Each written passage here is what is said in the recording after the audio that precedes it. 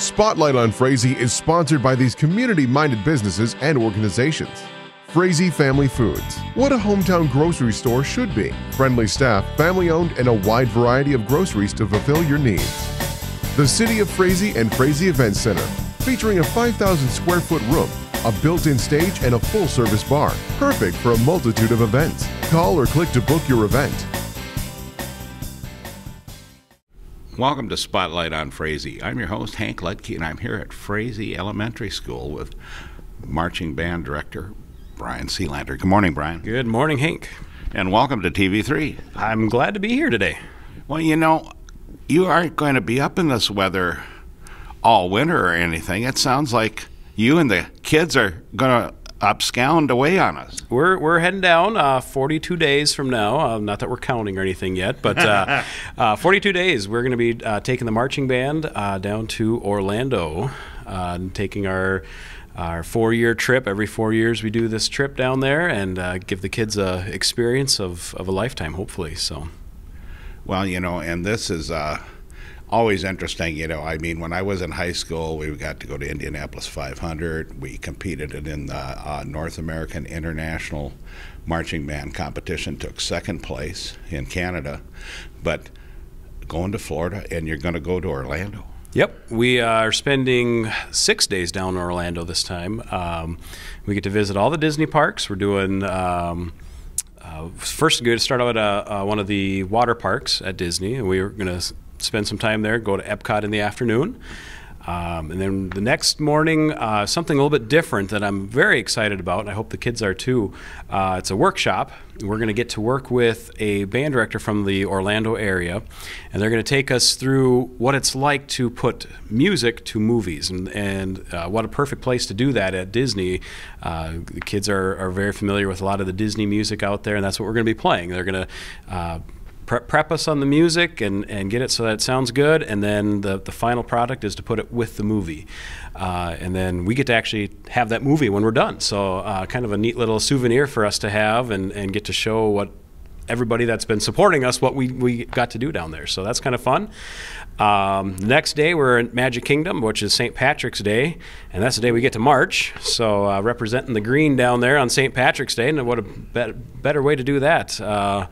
And then we get to spend the whole day there. We get to go down to Cocoa Beach and get to swim with the fishes down there at the Atlantic Ocean down there, and get to also visit Universal Studios, which isn't associated with Disney, but a fun park to visit as well. And Universal Studios, Animal Kingdom, you name it, we're going to go there. So it's going to be fun.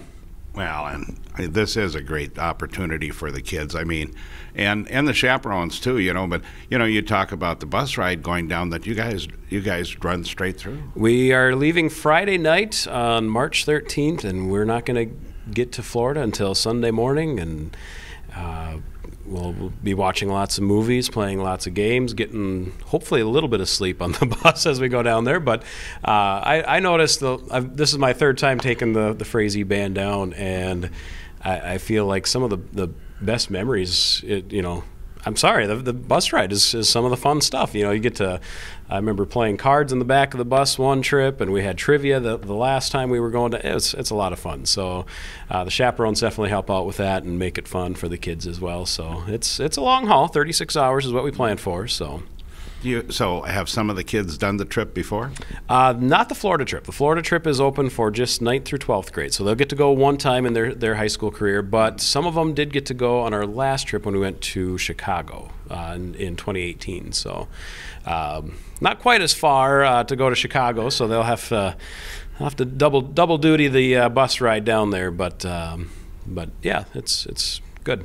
Total different experience in Chicago though than in Orlando. Yes, absolutely. I kind of joke around with this one, and you know, 6 days in Orlando, but all we do is the bus drops us off at a park and we stay there the whole day, and there's things to do for every kid for that whole time. And you know, Chicago, we're bouncing to 3 or 4 different things in a day just to try to see the things that we want to see. So it's different. It's totally different experience and different memories as well. So. Well, you know, it's very nice and excellent that the kids are able to do this, and with the support of the community and everybody and all their hard work to put the money together so that they can go. It's something they'll remember their whole life. I don't know how many times I see former students of mine, and we get talking, and within a couple minutes they're talking about their memories of the Florida trip or the Chicago trip or whatever. So it truly is memories that they'll have for a lifetime, and they're going to make new friends that they maybe didn't get to or haven't known yet, and it's just an overall fun experience. And from my standpoint, I can't thank the community enough for all their support financially, and it's not possible to do these kinds of trips without that support. And I know we had a lot of fundraisers this year, and it takes a lot out of the community to keep. Oh, okay, here comes another one, but they're very generous, and it makes it very fun for the kids to know that they're there to support them and be thinking about them while we're down there. So. Well, I really appreciate you being on the program and doing all this stuff, Brian. Pleasure. Like I said, once in a lifetime experience. Yeah, absolutely. We're making memories with the mouse, is what they say. So. And with that, we'll be right back with another segment of Spotlight on Frazee. Welcome to Spotlight on Frazee. I'm your host, Hank Ludkin. I'm here at the Frazee Fire Hall with Bricker Ware from the Frazee Fire Department. Good morning, Bricker. Good morning, Hank. It's always a pleasure to come down and talk with people from the fire department because, you guys do so much for the community. Without you, we would lose a lot of people to fires in this whole part of the county. Well, I appreciate that, but that said, there's a Frazee Rescue, the Frazee Police, Becker County, Detroit Lakes Mutual Aid with the local fire department. So I'll say thank you from all of us because we all do our little part to try and make it safe for people in our area. Incident management. Something like that, yes. So, and it's wintertime now, and, seems like we always have some fires happen during the winter, and some of it's preventable. There are a couple things that you can do to help reduce your chances of having bad things happen. And I'm going to let you talk about that and tell us what we need to do to make it safer so that you guys don't have to go out and battle stuff when it's 25 or 30 below. Well, I'm not going to guarantee means we don't have to go to 25 below, but a couple of these things will make it easier for us to do what we have to do if it is that cold and we do have a call. All right. So what are some of the safety things that people should look at before winter comes and during winter? Well, if you live in town, and Frazee's got some great city crew that helps do a lot of things, sometimes they can't get to all the fire hydrants. So if you have a fire hydrant on your corner and you can clear the snow 5 feet around it or even 3 feet, just so a path from the road to the fire hydrant, and mainly clear the sides where the nozzles are coming off, the front and sides of it.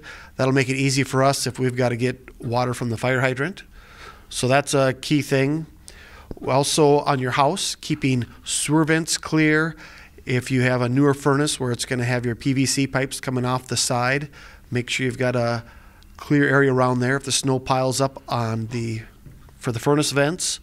Also for natural gas, clean the snow around your meter.